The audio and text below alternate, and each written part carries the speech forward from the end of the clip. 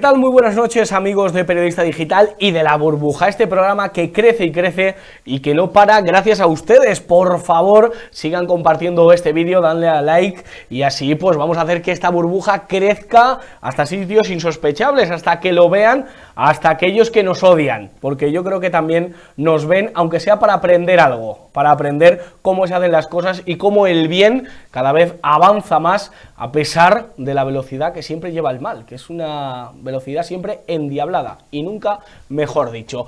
Hoy tenemos mucho que analizar aquí en La Burbuja, mientras unos hablan de golpe, mientras otros tienen acento brasileño y parece que les gusta más Brasil que la época en la que ganaban mundiales y solo se dedican pues eso, a hablar de Bolsonaro, cuando no hablaban de, yo qué sé, que hablen de Romario, que hablen de Ronaldo, que hablen de Roberto Carlos, el gato que está triste y azul. No, se ponen a hablar, ahora todo el mundo es experto en Brasil, todo el mundo es experto en golpismo y nos dan lecciones aquí en España, cuando tenemos las instituciones como las tenemos.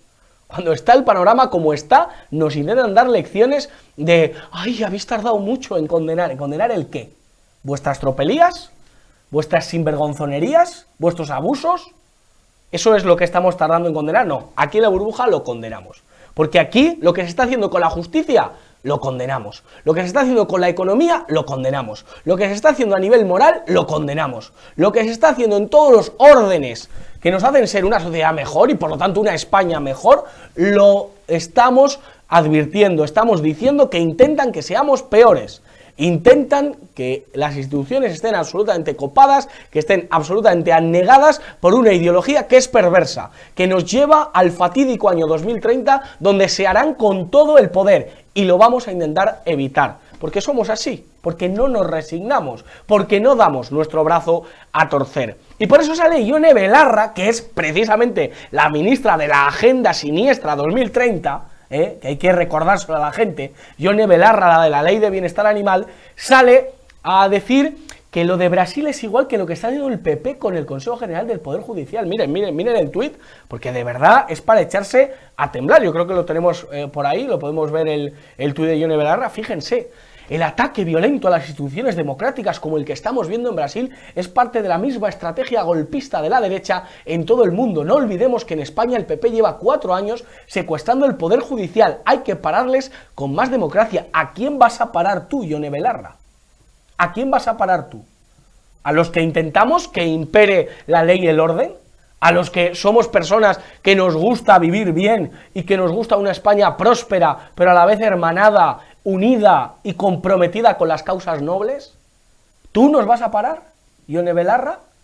Tú no paras ni un taxi, porque es tu nivel intelectual, pero ya que te pones a parar, a ver si paras a tus amiguitos en otros países de Hispanoamérica, que la están liando pero bien. Ahí sí hay golpes, así sí hay golpes. Perú, Nicaragua, Venezuela, Chile, menos mal que la gente ahora quieren otro referéndum, pero la gente paró el golpe que queríais dar a nivel constitucional. Y lo estáis replicando todo aquí en España.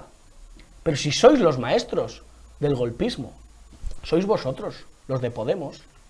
Y luego llega el PP y en lugar de crear una alternativa, en lugar de decir vamos con todo a pararos a vosotros, a los verdaderos golpistas, pues fichan a Semper Infidelis. Anda que, de verdad, la nueva política le llaman. ¡Uy, la nueva! Madre mía, si están más vistos ya que las Juanola. De verdad, tenemos un problema. Tenemos un grave problema. Y luego Vox, ¿dónde está la moción de censura?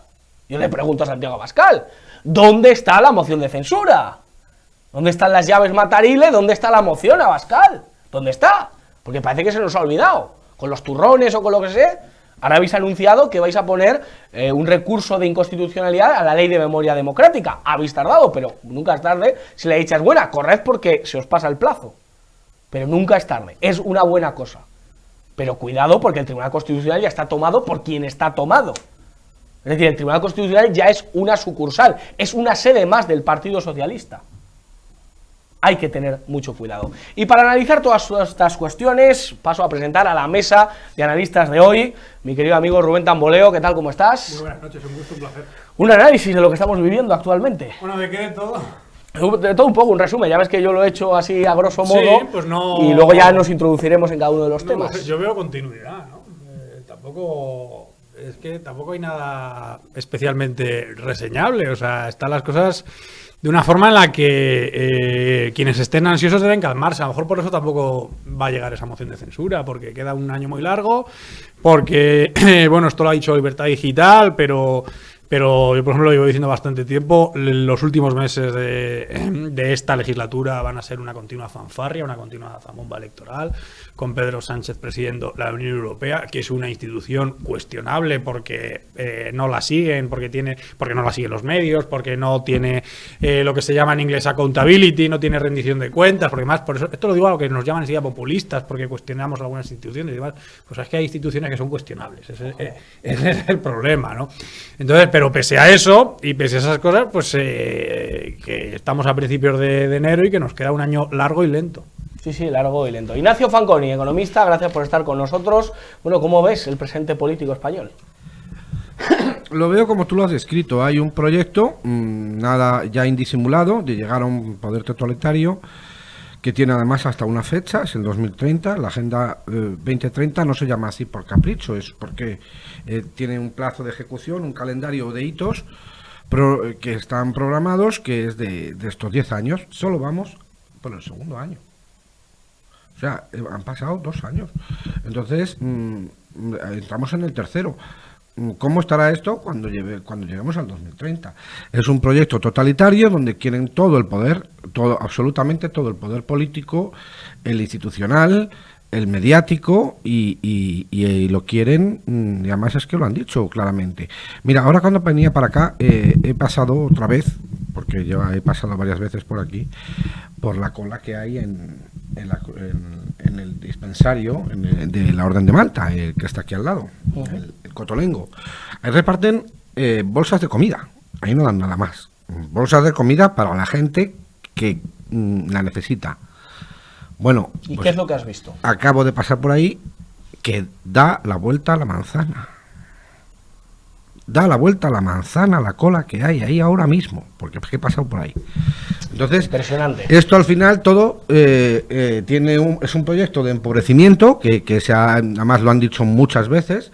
Cuanto más pobre sea la gente, más eficaz es la política, la izquierda, de la política izquierdista, porque tiene más capacidad para capturar simpatías, todo el subsidio a quien ya se ha acostumbrado a vivir en una situación muy precaria, que le den una pequeña válvula de oxígeno, una paguita que le permita sobrevivir, tiene una enorme rentabilidad electoral. Es lo que siempre se ha dicho, esto es un principio fundamental de toda la teoría política de siempre. Cuando se hace política de izquierdas, crece la izquierda política. Claro, ese es el gran problema. Rubén, lo que ha pasado en Brasil es para indignarse tanto, es para rasgarse las vestiduras, es para clamar a los 4 vientos y para, bueno, hacer algún tipo de alegato que han hecho muchos desde la derecha a la izquierda. No son alegatos especialmente propagandistas, que no significa que los demás queramos dar golpes de Estado, absolutamente no. No creo que nadie quiera ponerse a dar golpes de Estado. Si es un golpe de Estado, es un golpe de Estado muy raro, ¿no? Porque ¿quién era el golpista? ¿El señor que está en Miami o quién era el golpista? O sea, ¿qué broma es esta? Hay una diferencia fundamental. Cuando un edificio está vacío, no es un congreso. Un congreso es la reunión de X. Sean vende crecepelos, el congreso del vende crecepelos, o sean los representantes de la nación. Eso es el congreso. Si un edificio está vacío, hay un edificio que frecuentemente albergará esa reunión, pero es un edificio vacío. Eso está muy bien que lo aclares, porque se ha contado muy poco, se ha dado muy poca información. No era el Congreso. Cuando el Parlamento de Cataluña estaba en sesión y lo acosan e intentan influir en las decisiones que se iban ahí a tomar, eso sí es un congreso y eso sí que es una presión muy fuerte sobre el sistema democrático. Yo tampoco me atrevería casi a llamarlo golpe, ¿no? Y lo de rodea al Congreso, cuando estaba la investidura de Mariano Rajoy, cuando hay una sesión del Congreso, eso es una sesión del Congreso, porque hay pleno del Congreso. O sea, es que esto ya para babies, ¿no? Hay que explicarlo para babies. Entonces, y se rodea el Congreso, aunque no se quiera entrar dentro, cuando tú eres un congresista que no puedes acceder a tu trabajo ni vivir con tranquilidad, eso sí que es presionar un Congreso de una forma muy fuerte. Pero tomar un edificio vacío, quien quiera que haya entrado, y lo repito, quien quiera que haya entrado, porque ¿quién ha entrado? lo han promovido unos señores que efectivamente llevan camisetas de la bandera de Brasil. Con palos y poquito más. Con palos, bueno, pero ¿quiénes son esos señores? Yo no lo sé. Ya. Yo tampoco. O sea, yo no lo sé. Yo tampoco. Hay muchos, de verdad, que sí que han hecho sus cábalas y les han arrogado que eran fans o seguidores de Bolsonaro, pero la realidad es esa. Bueno, este es uno de los temas que están copando absolutamente los informativos y la información en papel de los periódicos que existen en España, de izquierda a derecha, que es la gran vergüenza. O sea, hay un solo canal informativo, hay un montón de disparidad de elecciones, pero un solo mensaje, un solo discurso. Pero la economía, Ignacio, en cambio, parece que no le preocupa a la gente. Parece que está más preocupado con lo que pasa en Brasil, como si hubiesen ganado un mundial o yo qué sé, o hubiesen ganado el festival de la OTI, pero realmente lo que nos acabas de comentar, de lo que acabas de ver aquí al ladito, a dos manzanas de las colas del hambre, dando la vuelta absolutamente, habría familias españolas, habría familias de todo tipo. ¿Cómo ves tú la economía? Pues yo lo veo, primero también te comento lo que creo que ya hemos hablado alguna vez. Yo no soy de esos economistas que, como decía Rajoy, la economía por encima de todo. O sea, yo no pienso que la economía sea lo más importante de todo, ni aquello a lo que haya que subordinar todas No solo de pan vivirá el hombre. Exactamente, no es ese aspecto al que hay que subordinar todas las políticas de todos los aspectos. Que la economía es un instrumento, es una herramienta, pero no es un fin en sí mismo. O sea, que la finalidad de la existencia humana no es acumular patrimonio ni ser rico. Eso no es el sentido de nuestra existencia. Pero sí que es verdad que es un problema importante que no conviene despreciar y que permite a la gente cumplir sus ciclos vitales, ir atravesando un proyecto vital con mejor o con peor acierto, pero con la posibilidad de ir evolucionando en su vida, ¿no?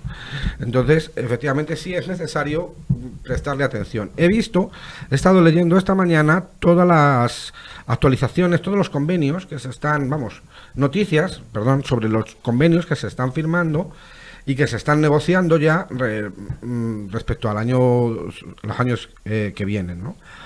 Es curioso que el incremento medio de los salarios es del 3,2,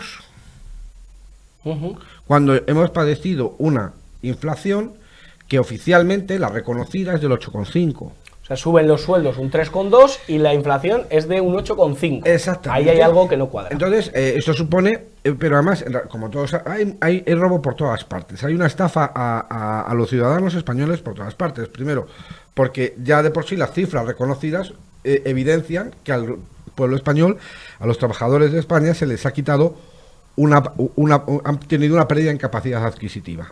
Eso es lo primero. Porque del 8,5 que ha sido la inflación, reconocida al 3,2, pues hay una pérdida importante. Pero es que además la inflación no ha sido esa. O sea, hay una trampa previa y es como miden la inflación. La inflación ha sido mucho mayor, porque no entran un montón de factores que son vitales e imprescindibles para las personas. Entonces, y luego además no han entrado tampoco en el cómputo el pedazo de subida que van a tener las hipotecas este año, porque antes de junio estábamos con unos tipos de interés, un Euribor casi negativo, y en 6 meses se han puesto en el 3,10, creo que lo vi la última vez, la semana pasada, 3,20, no me acuerdo exactamente, de manera que en una sola revisión de las hipotecas que están indexadas, la mayoría son a tipos de interés variables indexadas al Euribor, va a haber un pedazo de subida que va a drenar capacidad adquisitiva a las familias españolas como no se ha visto hasta ahora. O sea, no tiene precedente el incremento del precio de las letras de las hipotecas que va a haber. Impresionantes datos. Bueno, tenemos, ya les digo, estos son los datos económicos del gobierno. Existe una oposición que ha elegido como portavoz de cara a las municipales a Borja Semper. Cuando yo te digo ese nombre, ¿a qué te suena, Rubén? A Francisco de Borja, ¿no? Francisco de Borja, es que es nombre de verdad de grande de España, o sea, de niño pijo. No, a lo mejor es por eso por lo que le han llamado, ¿no? Claro, es que esa es la cuestión.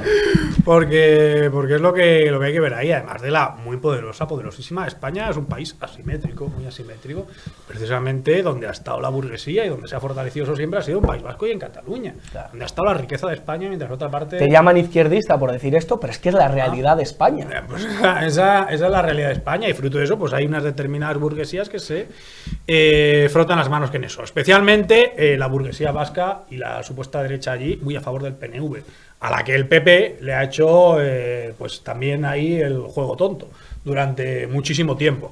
Y Borja, Francisco de Borja, pues es una persona de la Deusto y que ha pasado también por el IS, que es un catolicismo para ricos, especialmente, del que le gusta, yo creo, el que le gustaba de verdad, al que luego se hizo peronista, y que está ahora en el Vaticano, y especialmente, pues es una persona que no conoce lo que es trabajar, salvo estar representando la política.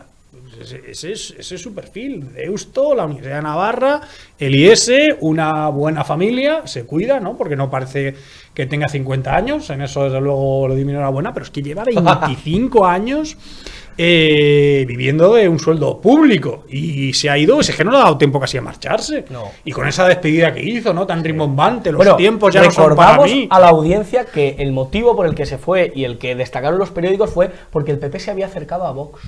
O sea, es que le da caquita a Borja Semper, le da caquita acercarse a su excompañero Santi, a su amigo Santi Abascal. Porque hoy Eduardo Madina decía en la cadena SER que algunos apelan a Madina.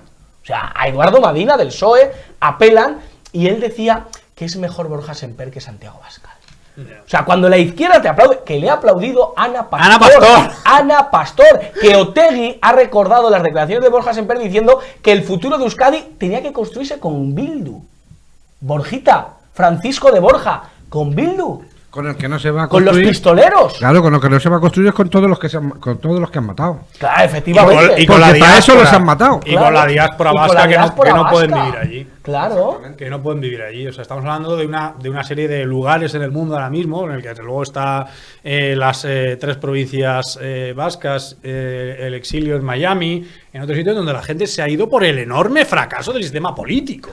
Por el enorme fracaso del sistema político, ha producido exiliados. O sea, ha producido exiliados. Y eso ha pasado también dentro de España. Sí. Entonces, que no nos digan ahora, señorites, especialmente algunos de muy arriba, que es que, claro, que esto de cuestionar las instituciones es populista. No, es que se cuestiona ya el sistema entero que ha echado a la gente de allí. Hay una cierta diáspora también en el nacionalismo catalán. También, sí, por supuesto. O sea, no llega a ser proporcionalmente tan escandalosa como aquella que hubo en los años 80 y 90 en Vascongadas, que fue una deserción de un montón de miles y miles y miles de vascos que tuvieron que irse de allí por la presión ambiental, por hacerles la vida imposible, etcétera. Y ahora en Cataluña se está viendo lo mismo, proporcionalmente menor, pero un volumen enorme. Sí, si es que les queda fichar, no sé, a Dolors Montserrat y poco más. A Soraya, eso se nos olvida. Soraya Sáez de Santa María. Soraya Sáez de Santa María vuelve la semana que viene. Un sistema político que ha albergado, que ha upado, ha legalizado y blanqueado a terroristas merece todas las críticas por nuestra parte. Y eso han sido las instituciones vascas y los gobiernos de España, unos y otros. Los que han pactado esas actas con el señor Eriguren, que todavía no conocemos, que fue el gobierno de Zapatero, como el gobierno que habló de Movimiento de Liberación Vasco. Saben ustedes perfectamente qué gobierno fue, y el de acercamientos sistemáticos como el que ha habido.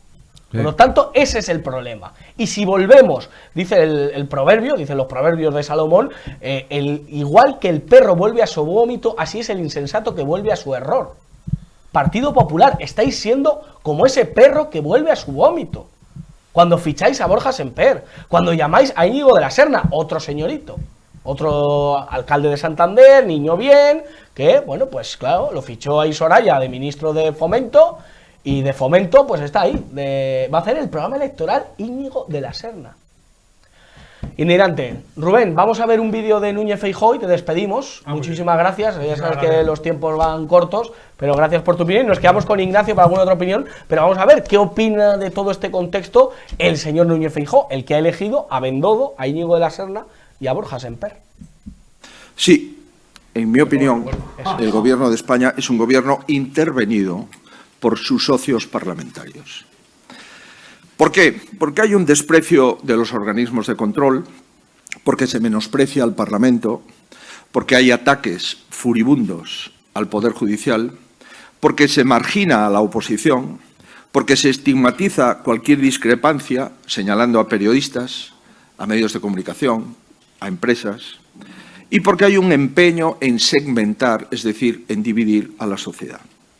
Y todo este catálogo de comportamientos en el que fueron pioneros los sediciosos, están siendo aplicados por el Gobierno como si de un alumno aventajado se tratase. Hay una influencia brillante de la política catalana en la política española, que viene de la mano de Cambó o de Miguel Roca o de Josep Piqué. Y hay otra perniciosa, representada por los autores de la sedición. Y el presidente del Gobierno ha optado por plagiar esta política que ha llevado a Cataluña a la división. Y eso, evidentemente, no se lo puede permitir ningún político. Señoras y señores, he ahí, sin ánimo de ser exhaustivo, una visión del conjunto que nos puede permitir entender mejor lo que está pasando, o al menos entender mejor la perspectiva del principal partido de la oposición de lo que está pasando en España en los últimos años. Bueno, pues este ha sido el señor Feijóo, este ha sido su discurso y la verdad que veremos a ver qué es de nuestro futuro y sobre todo de cara a mayo qué es lo que está pasando, porque vivimos en una campaña electoral casi absoluta cada uno de los meses que estamos viviendo, pero seguro que cuando se acerque mayo se activará. Ignacio, ¿cómo prevés el escenario político de aquí a mayo, a las elecciones municipales? ¿Qué te están pareciendo las estrategias de cada uno de los partidos políticos? Pues veo lo que se podía prever, ¿no? Veo que el Partido Popular está haciendo una política de baja intensidad, queriendo heredar el poder, como es tradición en el Partido Popular. Mira, cuando antes comentábamos lo de que cuando hay un principio de teoría política que dice que cuando se hace política de izquierdas, crece la izquierda política, ¿no? Porque cuanto más gente vive de los subsidios, más votos recibe la izquierda, ¿no? Cuanto más gente hay viviendo de subsidios y de pagas públicas, pues más votos recibe la izquierda, ¿no? Por eso, bueno, pues eso es aplicable a lo que hace el Partido Popular, ¿no? Cuando se hace la política de izquierdas que ha hecho el Partido Popular durante tanto tiempo, pues claro, luego no se puede llamar a engaños si ve que hay una masa enorme de población que es intrínsecamente de izquierdas por su modus vivendi, o sea, ya no por su forma de pensar ni por su forma de ver las cosas, sino por la forma y la estructura de la sociedad que han creado los gobiernos del Partido Popular. Entonces, cuando se ve la estrategia que están siguiendo, el Partido Popular vemos que está en esa línea, el Partido Socialista está en la línea de hacer quedar en ridículo a los miembros podemitas del gobierno para presentarse ante la izquierda como la izquierda sensata, la izquierda que tiene la cabeza sobre los hombros y no estos locos de Podemos, etcétera. Siempre eso es otra cosa que es un principio de teoría política más antiguo todavía, desde los tiempos de la lógica hegeliana, tesis, antitesis, síntesis. Siempre a la izquierda le conviene tener un elemento radical a su izquierda, porque así puede hacer una política radical y seguir pareciendo moderado.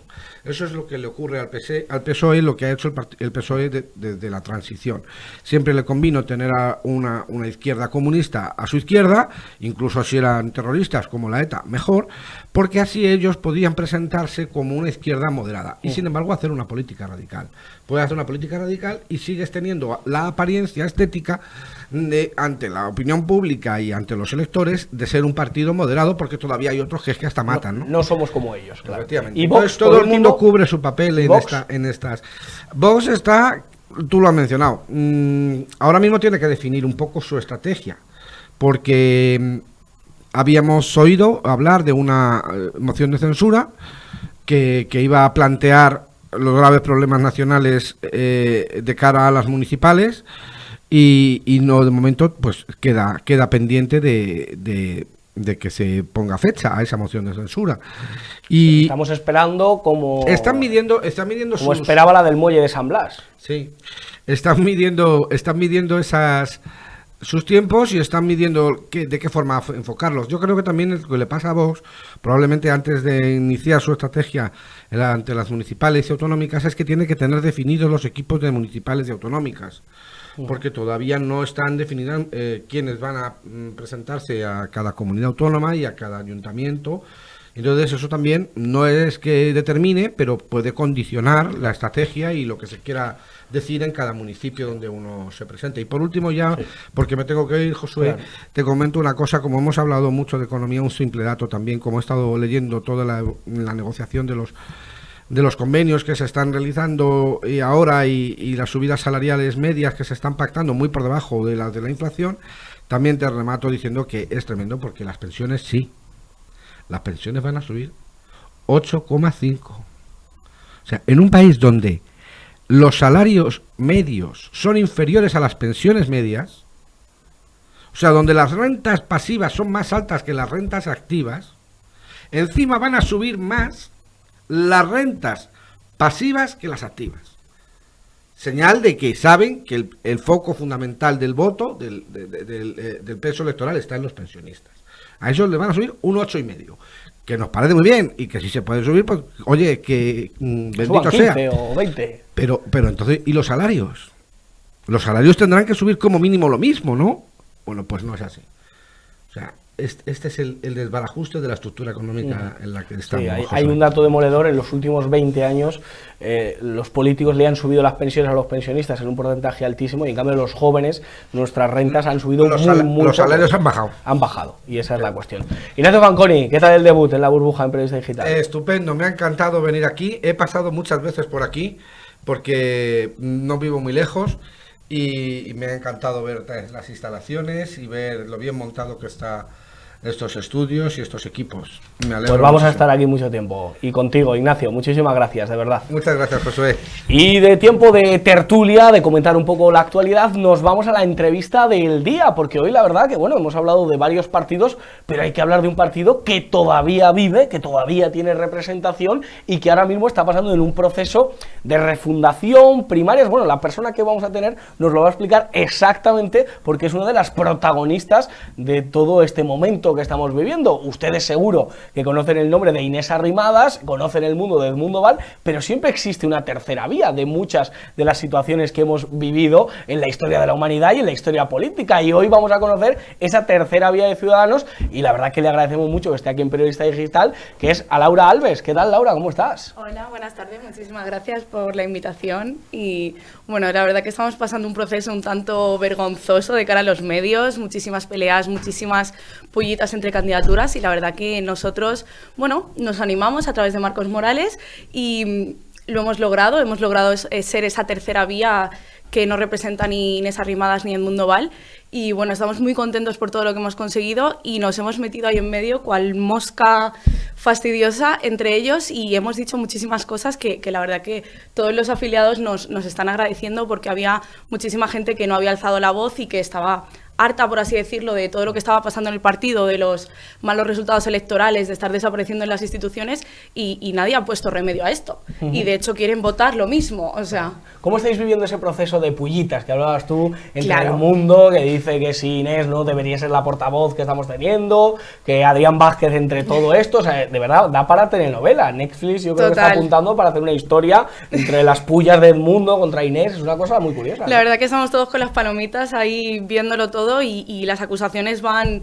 aumentando de cara al el periodo electoral, por así decirlo, que estamos teniendo dentro de estas primarias, y bueno, nosotros lo intentamos asumir un poco desde la distancia, porque no estamos nada de acuerdo con el espectáculo que estamos dando en medios. Creemos en un partido cohesionado, creemos en un partido que no tenga estas rencillas internas, y bueno, estas primarias están sirviendo un poco para sacar todo eso a la luz y ¿por qué no?, para solucionarlo y para empezar de cero dentro de esta renovación del partido que es lo que viene ahora. Claro.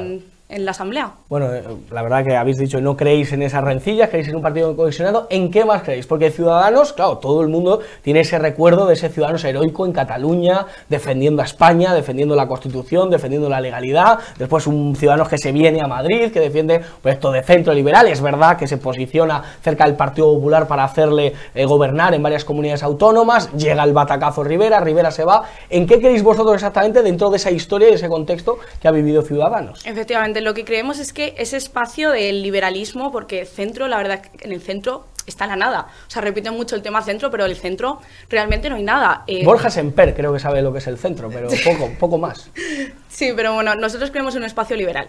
No nos situamos ni a la derecha ni a la izquierda, creemos en varias ideologías que están cada una en lo social, estamos más situados quizá a la izquierda, en lo económico más a la derecha, puede ser, es una ideología liberal. No estamos en ningún sitio del espectro y lo que creemos es en sacar estos temas que ninguno de los partidos del bipartidismo, ni siquiera los extremos, están sacando, como el tema de las pensiones, como el tema, pues la gestación subrogada, el acercamiento de la empresa a la universidad, todos estos temas que son bastante polémicos, ningún partido está hablando sobre ellos. Un tema que digamos que ha sido el detonante de toda la, bueno, pues debacle entre la relación, sobre todo Inés y Edmundo, ha sido la ley del sí es sí. En tu apuesta, en la tercera vía, ¿qué habríais hecho si tuvierais la oportunidad de haber votado el sí es sí y qué pensáis de esa ley? Yo fui bastante contundente con este tema del debate porque es algo que a mí personalmente me molestó bastante que votasen a favor y así se lo hice saber a Edmundo, así se lo hice saber a los diputados que votaron sí. Yo no hubiese votado sí y por ello creemos que desde las bases deberíamos participar más en las decisiones que tienen nuestros representantes en las instituciones, porque para eso estamos, para hacerlo todo con un consenso y no que voten libremente lo que consideren. Me gusta que no regatees las cuestiones, sino que entras a segada, claro, que diríamos en el fútbol, ¿eh? Así que eso está muy bien. Después, una parte muy curiosa de Ciudadanos y un debate interno es la relación, por ejemplo, con otros partidos. Por ejemplo, con Vox. Ha habido personas en Ciudadanos que han dicho que son el populismo, la extrema derecha, que por tanto hay que hacerle un cordón sanitario. En cambio hay otros que dicen, oye, defienden a España, defienden la Constitución, pues están con nosotros. Vosotros, en vuestra tercera vía, ¿qué relación tendríais con el partido de Santiago Abascal? Claro, todo esto depende. Como liberales tenemos que estudiar cada caso, es decir, no podemos poner líneas rojas porque perderíamos muchísima fuerza, sobre todo en ayuntamientos, en pactos, es decir, no sería nuestro socio preferente, no creemos en lo que defienden muchísimas de las veces, pero si son, por así decirlo, un aliado de cara a conseguir un bien mayor, tendríamos que estudiar cada situación.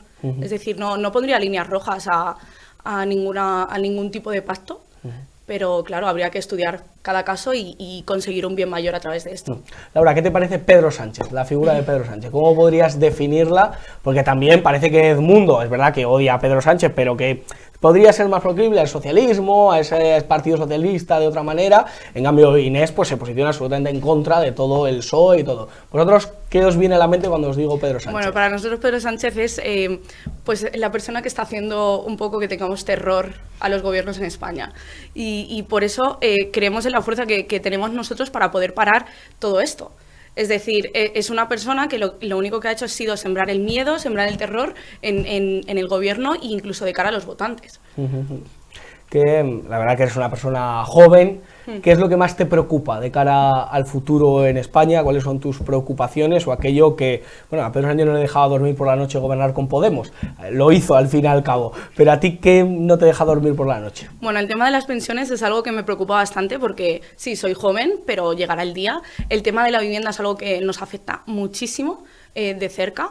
Es imposible prácticamente acceder a una vivienda con un trabajo medianamente normal en Madrid, que es la ciudad donde yo he nacido y donde quiero continuar mi vida. Y bueno, también cosas que me preocupan, el tema del acercamiento a la empresa desde las universidades. Yo he vivido en mis propias carnes, todo lo que hice en la universidad prácticamente no me ha servido para nada en el mundo laboral. He tenido que aprender a través de la práctica y todo eso me gustaría que mis generaciones futuras, mis hijos, etcétera, lo tuvieran muchísimo más fácil de lo que lo tuve yo y tener que adaptarme dentro de un trabajo al trabajo y no venir preparada para ofrecer toda esa profesionalidad dentro de la empresa. Laura, eres una persona que no vive de la política, sino que tienes tu trabajo y te tienes que esforzar para llegar a fin de mes. Efectivamente, no he cobrado ni un solo euro de este partido y lo digo muy alto. Mi interés en la política es vocacional, por así decirlo. No sé lo que dé para el futuro, obviamente, pero en este momento no vivo de la política y no están mis planes a corto plazo. Oye, y la autocrítica, porque claro, esta es una cuestión que en política se destila muy poquito, dimitir parece un nombre ruso, pero la autocrítica, pues no sé, parece un nombre húngaro, digámoslo así, porque nadie hace autocrítica, y en cambio, en Ciudadanos algo ha tenido que pasar para que acabéis siendo un partido que ahora mismo en las quinielas cuesta mucho la remontada. Entonces, ¿qué ha pasado? ¿Por qué se han hecho mal las cosas? ¿Y qué hacer para remontar el vuelo? Para que la gente diga, oye, pues en un partido liberal voy a poder confiar y que por lo menos en las encuestas se vea que repunta. Lo que ha pasado ha sido el absolutismo de la ejecutiva que tenemos. Eso es lo que ha pasado. Hemos ido perdiendo varias comunidades autónomas, el gobierno, nadie ha hecho autocrítica, nadie ha puesto freno, hemos seguido cometiendo los mismos errores sin parar, porque las decisiones las tomaban los mismos y por ello no hemos logrado llegar mucho más lejos de donde estamos, al revés, nos estamos hundiendo, muy hundidos, y por eso nosotros lo que reivindicamos es que el poder vuelva a las bases y no se quede en la ejecutiva puramente, sino que consulten con nosotros las decisiones y así poder tomar un rumbo diferente, porque peor de lo que vamos, claro. No creo que vayamos. Y te pregunto, Laura, si... Claro, vuestra marca, pues evidentemente esa tercera vía, pues no tiene quizá en las encuestas internas pues el apoyo quizá para poder vencerlas, pero bueno, estáis ahí, os presentáis y eso os honra. ¿Quién te gustaría que ganase de las otras dos opciones? ¿Inés Arrimadas, Edmundo Val? A ver, es complicado porque, bueno, una de las candidaturas, sí, una de las candidaturas sí que intentó un acercamiento con nosotros, que fue la candidatura de Edmundo, y lo intentaron bastante fuerte. Serían un poco los más afines dentro de las opciones que hay, porque sí que nos dejaron integrar nuestras ideas y sí que nos consultaron, pues eso, varias propuestas que teníamos y nos aseguraron que iban a estar incluidas dentro del programa. Entonces, pues sería la candidatura de Edmundo Val, pero lo que nosotros pedimos es que Edmundo fuera el que diera un paso al lado y toda su candidatura nos pareció correcta. La verdad que, bueno, veremos a ver lo que sucede en todo este caso. Luego vemos, por ejemplo, estamos viendo ahí imágenes de la candidatura de Inés, en este caso, que, bueno, llegó al lado de Guillermo Díaz, de una serie de personas que, bueno, que son bastante interesantes. ¿A qué político te gustaría parecerte? Si tuvieras la opción de decir, oye, un referente político a nivel histórico, en el presente, ¿a qué político te gustaría parecerte? Bueno, María Muñoz es una de mis referentes, está en Ciudadanos. Sí, sí. Me gusta Diputada muchísimo. por Valencia, economista. Sí, es un perfil muy válido. Luego también hay perfiles, pues eso, del PP, como Cayetana, por ejemplo, que me gustan bastante.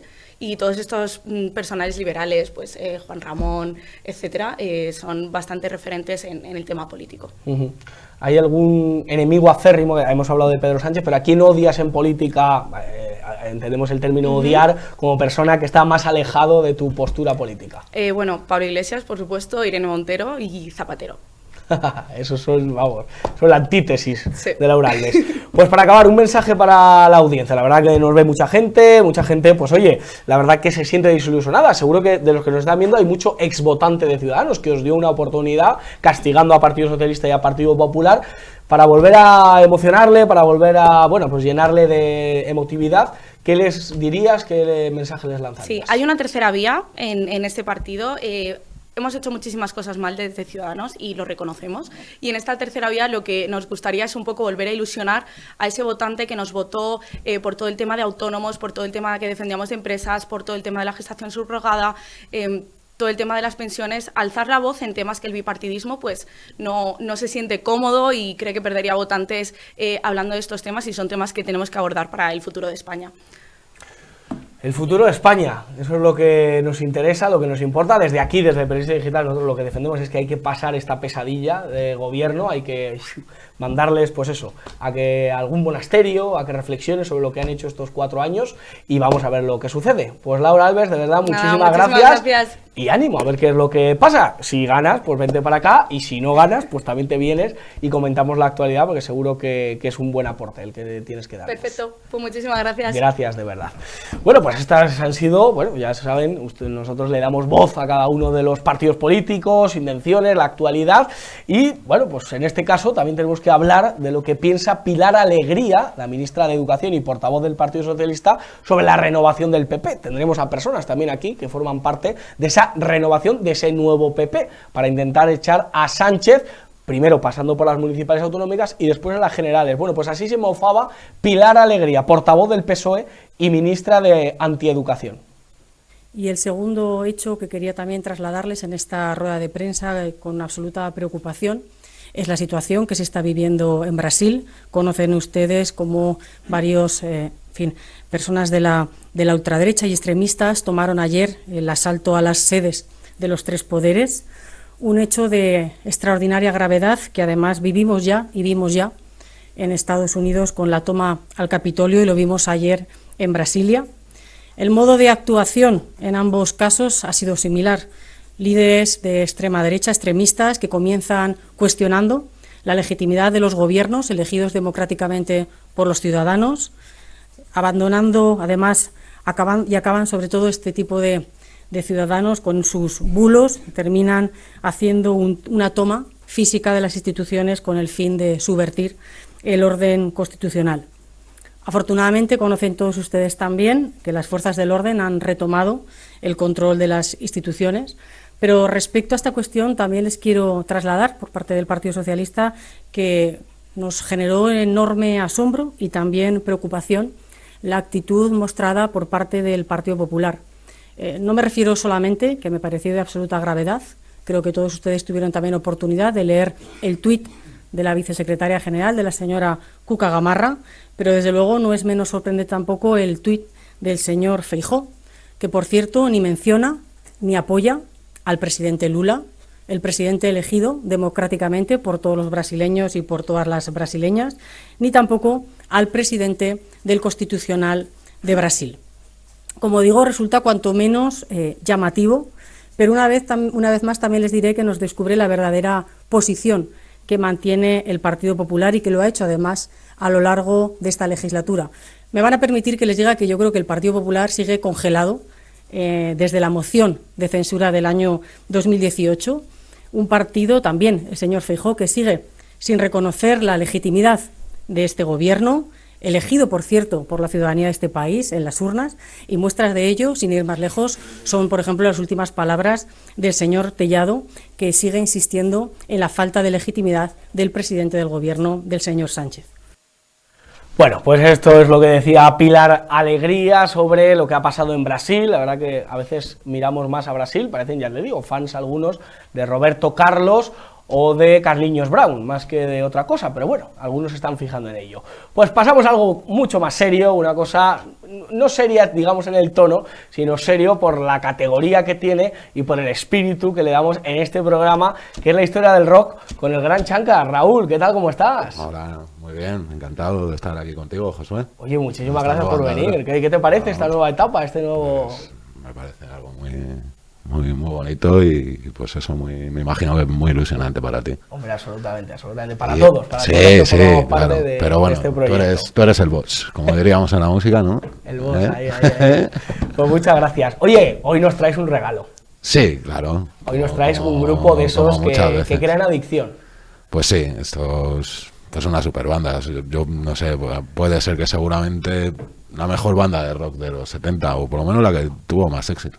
Y pues Led Zeppelin. Led Zeppelin. Es que no podíamos ¿Qué podemos decir sí. de pues una banda, pues eso, mayúscula en todos los sentidos? Temas, todo icónico. Pues un grupo que se forma en Londres y bueno, todo gira en torno a la figura de su guitarrista, que es Jimmy Page.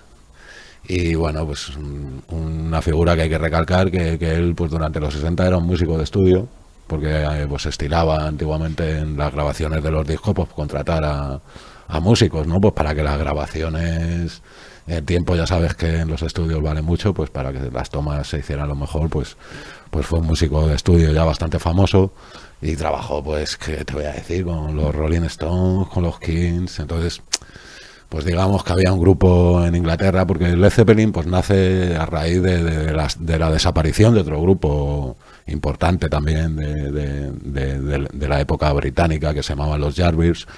Y bueno, pues un grupo que tuvo la curiosidad de que tuvo en sus filas a Eric Clapton, a Jeff Beck, otro gran guitarrista, y luego al final tuvo a Jimmy Page. O sea, una banda que puede decir que ha tenido a 3 de los mejores guitarristas. Estamos viendo ahí imágenes de ellos. Sí, claro.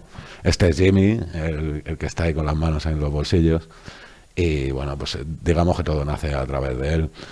Los Yardbirds pues necesitan sustituir a Jeff Beck, consiguen que se meta en el grupo y tal, pero bueno, Jeff Beck acaba dejándolo y digamos que el grupo lo deja. Entonces pues hay como una serie de conciertos que no habían dado y le sugieren a Jimmy que bueno, que con el nombre de New Yardbirds pues que puede hacer esa gira, y entonces es cuando pues al final consigue acabar conectando con los 4 míticos formadores de la banda, que son Robert Plant, John Bonham, el batería, y John Paul Jones.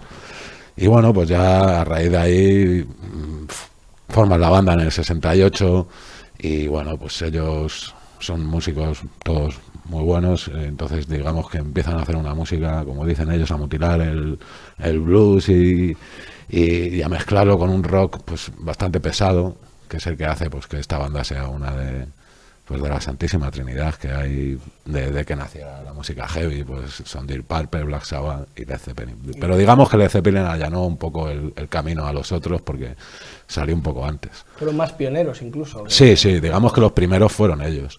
Es verdad que la vertiente suya pues es un grupo que curiosamente cuando salió esta música pues claro era un poco adelantada, y digamos que curiosamente siempre te he comentado muchas veces que el éxito es cuando llegas a Estados Unidos, ¿no? Y triunfas. Pues ellos en Londres, digamos que en Europa no, al principio esta música de ellos, el primer disco no acaba de calar, ¿no? No sé, hay un ejemplo que ellos graban en los Olympic Studios, que son los estudios donde grababan los Rolling Stones, y pues hay quien les sugiere que ese año es cuando sacan el Rock and Roll Circus, un programa de televisión, los Rolling, y les sugieren que metan a Led Zeppelin, ¿no? Porque es una banda pues nueva, que suena diferente, y pues ahí digamos que Mick Jagger no tuvo mucha vista, ¿no? Porque dice que lo escuchó y bueno, pues que no lo entendía, ¿no? Entonces, pues bueno, como Jimmy ya había tocado con los Jarvis, ya había ido a Estados Unidos, pues resulta que curiosamente lo que en su tierra natal no tiene triunfo, pues en Estados Unidos sí caló.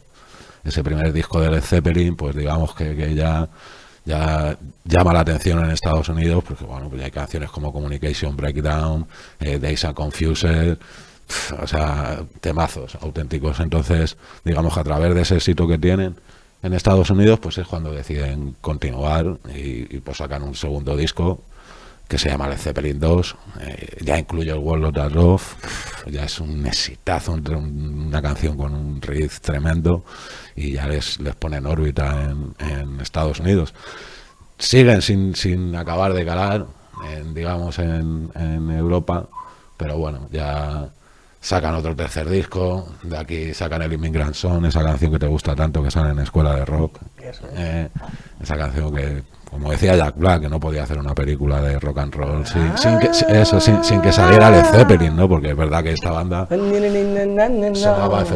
sonaba muy potente.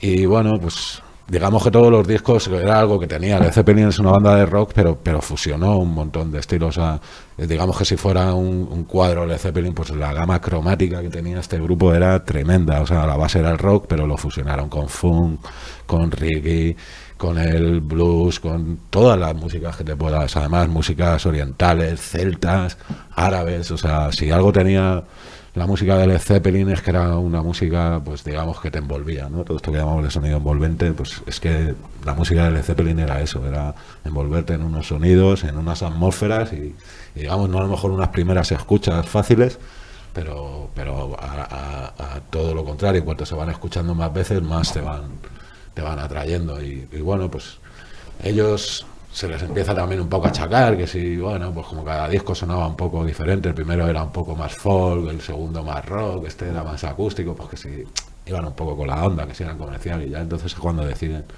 sacar el Led Zeppelin 4, que es su álbum estrella, y además lo hacen con la curiosidad de decir, bueno, pues si nos dicen que somos comerciales, vamos a sacar la portada de un disco donde no se ponga ni el nombre del grupo ni el título. De hecho, el disco se llama Un Título, o sea, para ver el calado que tiene, o sea, sin que nadie sepa el nombre ni el título, a ver si se vende. Y efectivamente, bueno, es el disco más vendido de ellos, de la historia. Además, para ti es el mejor disco. Sí, es uno de los que, sabes, que te comenté alguna vez, que me llevaría, de los 10 que me llevaría a la luna, y además incluye pues una de las canciones, si no puede ser la más famosa del rock and roll, que es el Stairway to Heaven. Esa, pues digamos que con el Bohemian Rhapsody y otras dos seguramente que el Highway to Hell. El Highway to Hell, que es la versión como digamos el infierno en el rock, y luego está El Cielo, que es la canción de Led Zeppelin, una canción, pues bueno, se puede decir, preciosa y que les lleva al éxito ya internacional. O sea, esto ya es este disco. Y el Physical Graffiti no es el mejor disco de ellos. Claro, bueno, a raíz de ahí, del 4, sacan un disco intermedio que es el House of Holy. Es un disco que, bueno, es un poquito menor, digamos, que estos 4 primeros.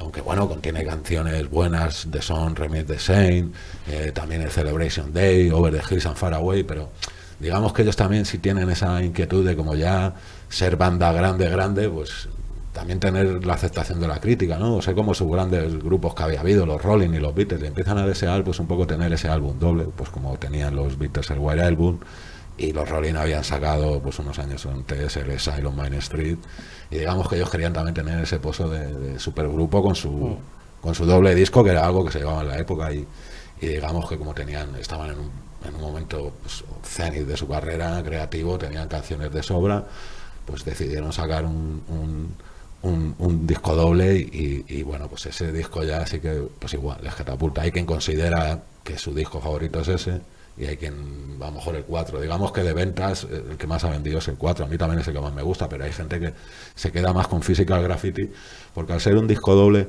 pues es un disco que define muy bien pues lo que eran ellos, todos los sonidos, todas las mezclas y todos los estilos que les gustaba hacer, pues al ser un disco largo y tener muchas canciones, pues ellos se pueden desarrollar y abarcar muy bien todos los temas.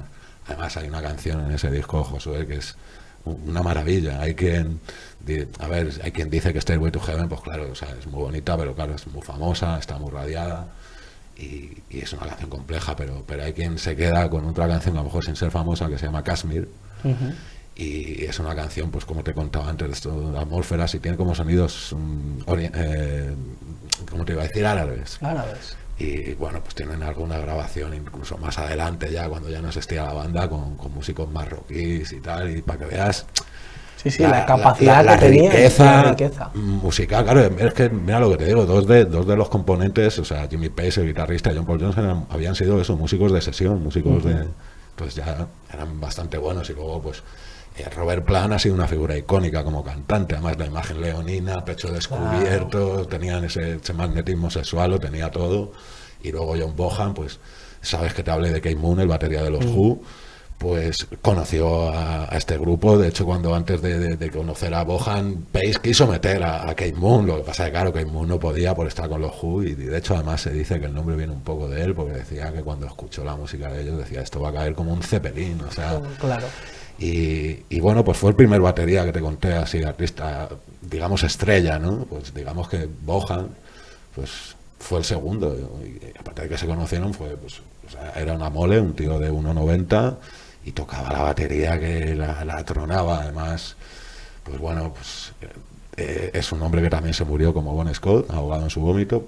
Esto a lo mejor no lo sabe tanta gente, lo sabe mucho de Bon Scott, pero a Bonham le pasó lo mismo. Era un bebedor empedernido, era un hombre de estos grandes. También se le tiraba un poco pues de estas personas que eran un poco como Jekyll y Mr. Hyde, pues que se podía volver muy violento con el alcohol y luego sí parecer un osito y un corderito. Y claro, pues pero el hecho pues que al morir, pues esto es algo que también define mucho a Led Zeppelin, o sea, lo que es su carrera. Fueron muy íntegros, porque cuando se murió Bonham en el año 80, ellos decidieron dejar el grupo, y sabes que normalmente pues hay otros grandes grupos que se ha muerto alguien importante. En este ejemplo que hemos puesto hace veces, se murió Bon Scott y siguieron y incluso tenían mucho éxito, pero Led Zeppelin decidió que no tenía sentido para ellos seguir sin Bonham, porque además ellos se consideraban sonando pues eso, como una estructura, un grupo que todos eran muy importantes, y si faltaba alguno, pues lo mismo era el cantante, el bajista, no tenía sentido. Y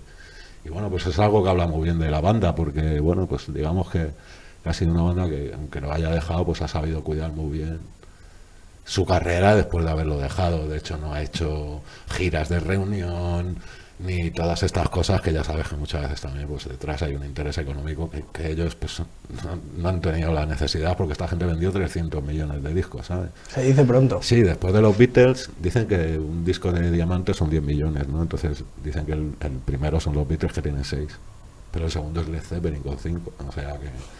Entonces esta gente, cuando se ha reunido, ha sido cosas muy concretas. Ha sido, por ejemplo, la muerte por ejemplo, la muerte del productor del primer sello donde estuvieron, digamos que para conmemorar, o sea, actos digamos, un acto benéfico o una cosa muy específica, pero han sido conciertos, pues eso, a cuentagotas, y cuando se han reunido, pues claro, la gente ha idolatrado por ver a estos músicos, aunque ya no esté Bohan, pero bueno, que lo sustituían por el hijo.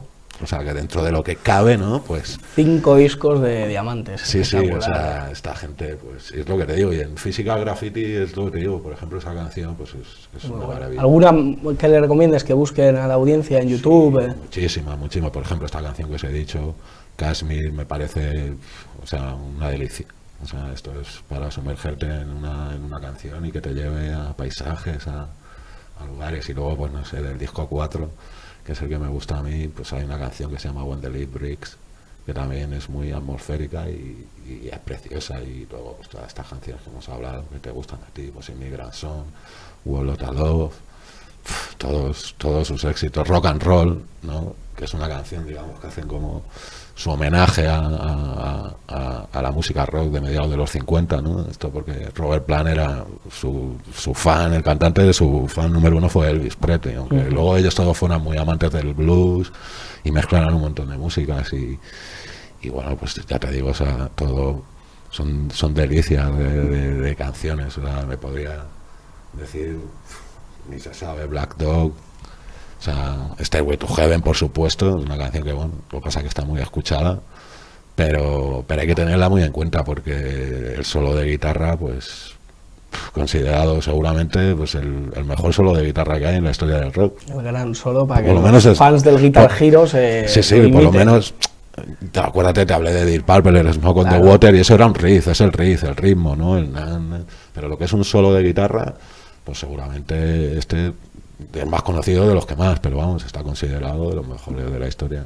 Como por ejemplo te hablé de Free Beer, de Lynyrd Skynyrd, que también es una auténtica gozada, ya te digo, o sea, una banda totalmente de culto y que, pues aunque dejó de darnos discos en los años 80, pues siempre, o sea, siempre es una banda para poder seguir escuchándola años y años y años, porque además es de estos grupos y de esta música que no envejece. O sea, pasa pues como los grandes, ya sabes, como escuchar a los Beatles, a los Rolling y a todos estos grupos que aunque hayan pasado pues ya la friolera, muchas veces estamos hablando de más de 40 años, pues las canciones siguen sonando muy bien y muy buenas. Y es que lo eran. Es que lo eran. Porque si no, no hubiéramos llegado hasta aquí. Escuchar a ti sí que es una gozada, Changas, y cada martes vamos a tenerte aquí pues hablando de Led Zeppelin y de todos los grupos que han marcado la historia del rock, sí, porque realmente es muy importante, ¿eh? Sí, yo ya sabes que a mí el rock me encanta y bueno, pues venir aquí y hablar contigo y comentar pues todas estas grandes bandas que pues eso, que nunca deben caer en el olvido y que está bien que todas las generaciones nuevas pues vayan descubriendo, porque son grupos que, no sé, yo me acuerdo cuando los descubrí y es un momento que de mi vida que yo qué sé, que digo, joder, qué bonito, o sea, que me imagino que ese sentimiento que lo puedan vivir pues otras personas también es muy bueno y si no, pues revisar lo que pasó estamos, ya te digo, yo lo descubrí hace mucho, pero eso no quita que lo siga escuchando a día de hoy. Claro, que la gente en comentarios pueda pedir recomendaciones, sus aclaraciones, oye, pues su canción favorita, su disco favorito, todo lo ponemos en comentarios, que luego el Changas os lee y la semana que viene pues os responde a... Desde luego que este grupo no defrauda. No defrauda. Y al que le gusta, pues es un grupo para sumergirte en toda su discografía, que es muy rica y muy amplia, y además musicalmente, como te he dicho, es de una variedad exquisita. Changas, bueno, muchísimas gracias, de verdad.